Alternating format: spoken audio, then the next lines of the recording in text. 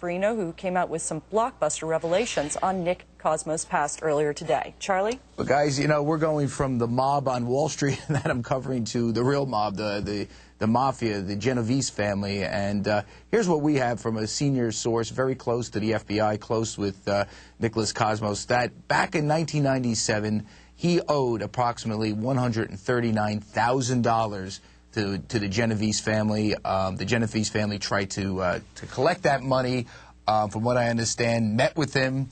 At some point along the line, the Gambino family, representatives of the Gambino family, stepped in and covered some of these gambling debts. Now, this is 10 years ago. What's interesting here is the guy from the Genovese family who initially made the collection is a guy named Mike Durso.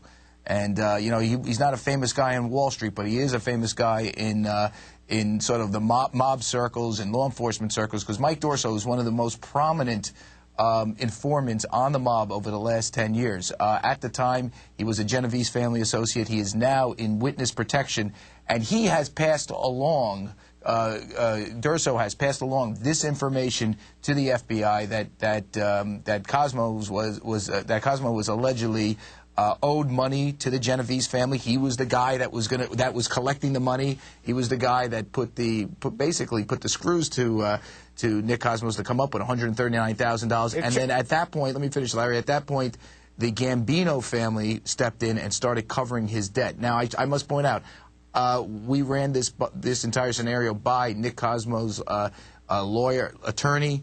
I did not give him 30 seconds to respond. I gave him hours to respond. And when he did come back, he ran it by Mr. Cosmos as well. They came back with it neither confirmed nor denied. But this is one of the interesting aspects here, Larry, is because a lot of people are asking, like, some of the payments made to these brokers.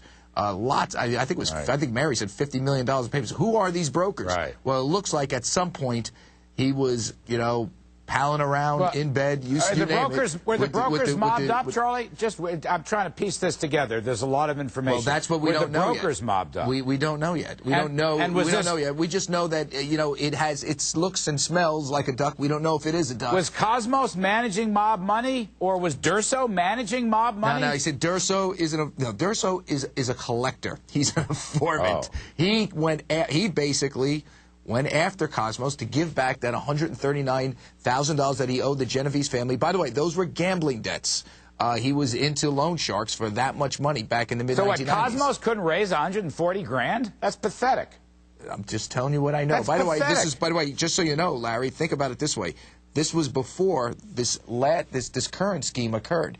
Back in 1997, in the mid-90s, he was, by the way, 2 years later after that, I think in 1999, he went to jail kind of on a penny stock fraud. I mean, this guy was not a major player back then, but he became a guy that obviously made more money.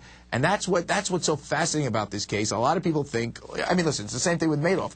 Who was helping him? Who were his friends? We do know now that Nick Cosmos had some connection with the Italian mob. There is no doubt about that, and that may lead people to figure out how he was able to go from, that's a great point you made before, you know, $139,000 couldn't come up with that. How do you go from that kind of two-bit player to this? That's what I don't get. Well, let me ask you a where question. Does this leave? How do you go from there to there? Think about it. Where does this leave John Thain?